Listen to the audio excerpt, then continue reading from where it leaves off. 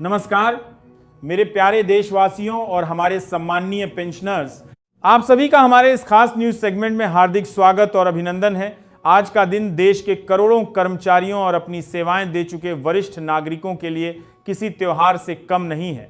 सरकारी खजाने से जुड़ी दो बेहद अहम और बड़ी खबरें एक साथ सामने आई हैं, जिसने हर किसी के चेहरे पर खुशी की लहर दौड़ा दी है। जी हां, आपने बिल्कुल सही सुना। अब वह समय दूर नहीं जब ईपीएस 95 पेंशन योजना के तहत पेंशन पाने वालों के खाते में हर महीने कम से कम 1,500 रुपए की अतिरिक्त धनराशि आएगी और इसी के साथ केंद्र सरकार के लाखों कर्मचारियों और पेंशनर्स के लिए महंगाई भत्ते और महंगाई राहत में भी जबरदस्त बढ़ोतरी का ऐलान हुआ है। तो कमर कस लीजिए, क्योंकि आज हम आपको इन दोनों ही बड़ी खबरों की हर छोटी बड़ी बात से रूबरू कराएंगे। इसलिए इस वीडियो को अंत तक देखना बिल्कुल न भूलें। और हां, अगर आप हमारे चैनल पर नए हैं तो सब्सक्राइब का बटन दबाना और वीडियो को लाइक करना ना भूलें, ताकि ऐसी ही अहम खबरें आप तक पहुंचती रहें। चलिए फिर देर किस बात की, सबसे पहले उस बड़ी खबर पर चलते हैं जो ईपीएस 95 पेंशनर्स के लिए किसी वरदान से कम नहीं है। पहली बड़ी खबर, ईपीएस 95 पेंशनर्स को मिलेगी न्यूनतम पेंशन 7,500 रुपए। सरकार का ऐतिहासिक फैसला। दोस्तों, उत्तर प्रदेश के संडीला से लेकर तमिलनाडु के कन्याकुमारी तक और गुजरात के कच्छ के रेगिस्तान से लेकर असम के चाय बागानों तक लाखों ऐसे पेंशनर्स हैं जो अपने बुढ़ापे की पूंजी के रूप में ईपीएस 95 पेंशन योजना पर निर्भर हैं। लेकिन लंबे समय से एक बड़ी मांग उठ रही थी, एक बड़ी उम्मीद थी कि उनकी इस पेंशन में इजाफा किया जाए, ताकि बढ़ती महंगाई के इस दौर में वे 2 वक्त की रोटी और दवा का इंतजाम बेहतर तरीके से कर सकें। अब आखिरकार उनकी यह लंबे समय से लंबित मांग सरकार की ओर से सुनाई देने लगी है।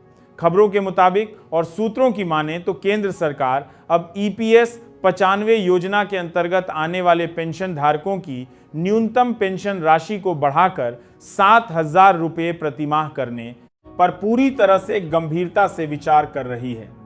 यह वह बड़ा अपडेट है जिसने पूरे देश के पेंशनर्स में नई जान फूंक दी है। सरकार का यह कदम बेहद अहम माना जा रहा है, क्योंकि इसका सीधा असर उन वरिष्ठ नागरिकों की जेब और जीवन स्तर पर पड़ेगा जिन्होंने अपने पूरे करियर में इस योजना में नियमित योगदान दिया। कैसे होगा फायदा और कौन है हकदार? अब सवाल उठता है कि आखिर यह फायदा किसे और कैसे मिलेगा। तो दोस्तों, बता दें कि यह प्रस्तावित बढ़ोतरी उन सभी सदस्यों पर लागू होगी जिन्होंने अपने ईपीएफ खाते के जरिए ईपीएस 95 में योगदान दिया है। इसके साथ ही सबसे जरूरी शर्त यह है कि उन्होंने कम से कम 10 वर्षों तक सेवा दी हो और इस योजना में अपना हिस्सा डाला हो। यानी जिन लोगों ने 10 साल से कम समय तक काम किया है, उन्हें इस बढ़ोतरी का लाभ नहीं मिलेगा। लेकिन 10 साल या उससे अधिक सेवा देने वाले लाखों पेंशनर्स के लिए यह किसी संजीवनी से कम नहीं है। सरकार का यह फैसला सिर्फ भविष्य में पेंशन लेने वालों के लिए नहीं है, बल्कि इसमें वर्तमान में पेंशन पा रहे सभी पात्र पेंशनर्स को भी शामिल किया गया है। एक बार यह प्रस्ताव मंजूर हो जाता है और सरकार की मुहर लग जाती है, तो सभी पात्र पेंशन धारक स्वतः ही इस लाभ के हकदार हो जाएंगे। सरकार का मकसद बिल्कुल साफ है, देश के हर उस बुजुर्ग को जिसने अपने जीवन का एक लंबा हिस्सा देश की सेवा में लगाया, एक सम्मानजनक और सुरक्षित जीवन प्रदान करना। 7,000 रुपए की पेंशन, पेंशनर्स की जिंदगी में क्या बदलाव आएगा? अगर हम गौर से देखें तो पेंशन राशि में यह बढ़ोतरी सिर्फ आंकड़ों का खेल नहीं है, यह एक सामाजिक सुरक्षा कवच है। फिलहाल कई राज्यों में ईपीएस 95 के तहत पेंशनर्स को जो राशि मिलती है, वह उनकी बुनियादी जरूरतों को पूरा करने में भी मुश्किल खड़ी कर देती है। लेकिन जब यह राशि बढ़कर 7,000 हो जाएगी तो उनके जीवन में एक नई रोशनी आएगी। सोचिए, एक बुजुर्ग दंपत्ति जिनकी मासिक दवाइयों का खर्च 1,500 से 2,000 रुपए के बीच होता है, उनके लिए यह अतिरिक्त राशि किसी वरदान से कम नहीं होगी। वे बिना किसी चिंता के अपनी दवाइयां खरीद सकेंगे। वहीं किराने का सामान, बिजली का बिल और राशन जैसी दैनिक जरूरतों को पूरा करने में भी उन्हें आसानी होगी, यह वृद्धि उन्हें आत्मनिर्भर बनाएगी और उन्हें अपने बच्चों पर आर्थिक रूप से बोझ बनने के एहसास से भी मुक्ति दिलाएगी। यह सिर्फ पैसे नहीं है, यह उनके आत्मसम्मान और जीवन की गुणवत्ता में सुधार का जरिया है। वे अपनी पोती पोते को बिना हिचकिचाए पॉकेट मनी दे सकेंगे, अपने शौक पूरे कर सकेंगे और एक बेहतर जीवन जी सकेंगे। यह वृद्धि उनके चेहरे पर एक नई मुस्कान लाएगी और उन्हें अपने बुढ़ापे में भी एक सशक्त और आत्मविश्वासी महसूस कराएगी। प्रस्तावित योजना की प्रमुख बातें एक नजर में। प्रस्तावित न्यूनतम पेंशन हर महीने 7,000 रुपए। लाभार्थी कौन? वे सभी सदस्य जिन्होंने ईपीएस 95 में योगदान दिया और जिनकी सेवा अवधि 10 साल या उससे अधिक है। किसे मिलेगा लाभ? मौजूदा पेंशनर्स और भविष्य में पेंशन पाने वाले दोनों ही शामिल।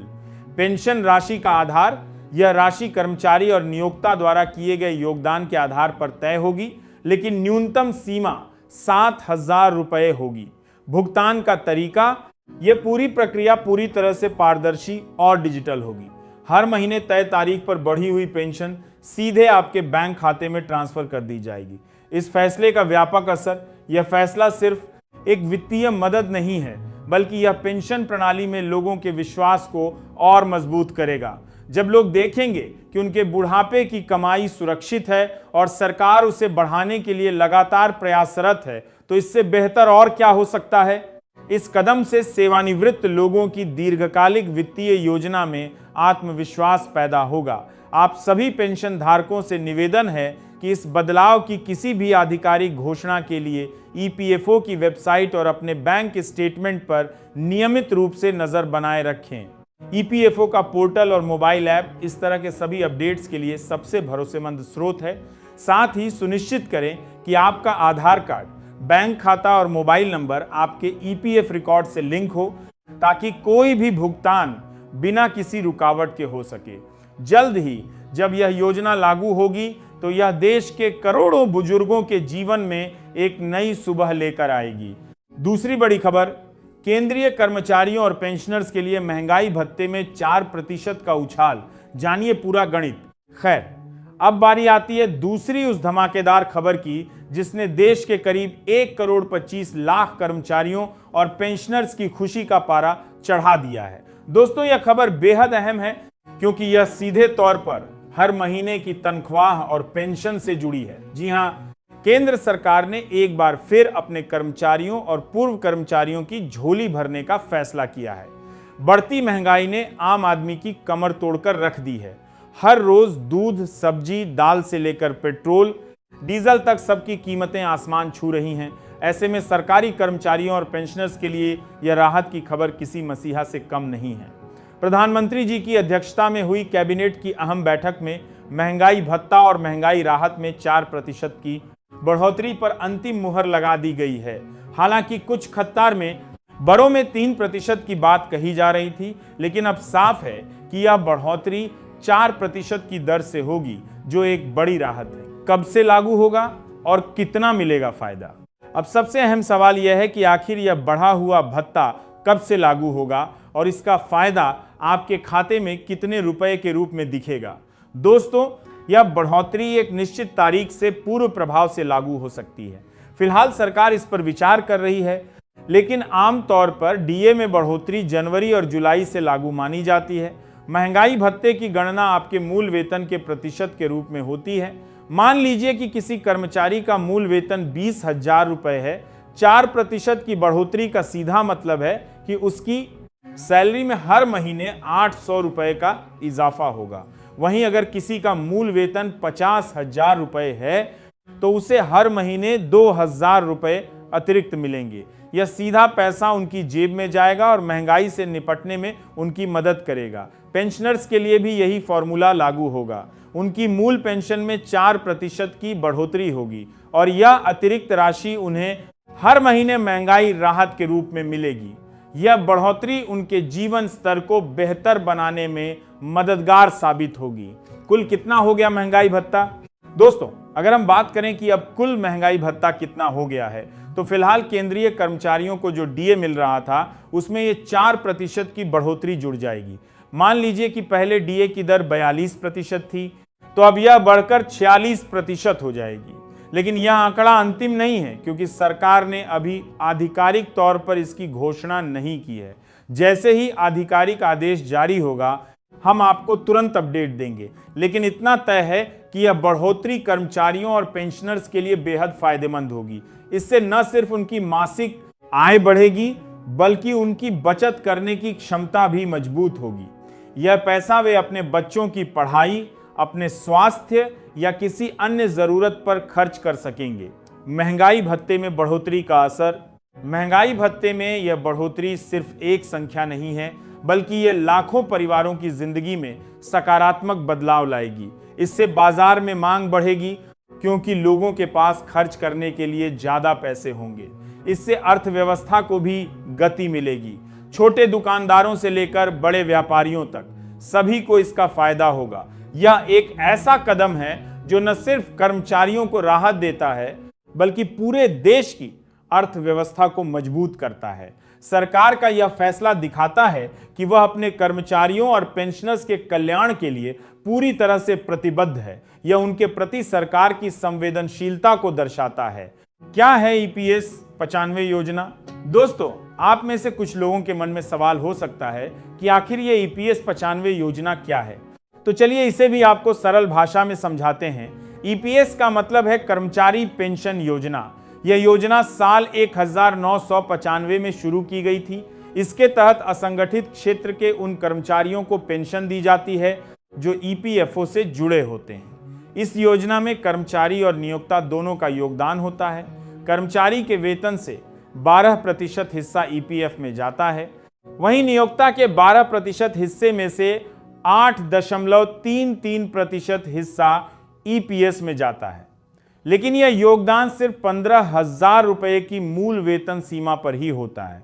इस योजना के तहत पेंशन पाने के लिए कम से कम 10 साल की सेवा जरूरी है। सेवानिवृत्ति के बाद कर्मचारी को हर महीने पेंशन मिलती है, जो उसके जीवन भर चलती है। और अगर कर्मचारी की मृत्यु हो जाती है तो उसके परिवार को पारिवारिक पेंशन मिलती है। यह एक ऐसी योजना है जो कर्मचारी के बुढ़ापे को सुरक्षित करने का काम करती है। न्यूनतम पेंशन 7,500 रुपए क्यों जरूरी है? अब सवाल उठता है कि न्यूनतम पेंशन 7,500 रुपए होना क्यों जरूरी है? दरअसल आज के समय में महंगाई इतनी बढ़ गई है कि कम पेंशन में गुजर बसर करना मुश्किल हो गया है। एक रिपोर्ट के मुताबिक एक बुजुर्ग जोड़े का मासिक खर्च कम से कम 5 से 6,000 रुपए के बीच होता है। इसमें खाने पीने का शामिल में दरबसर कर दिया है। देखिए, अभी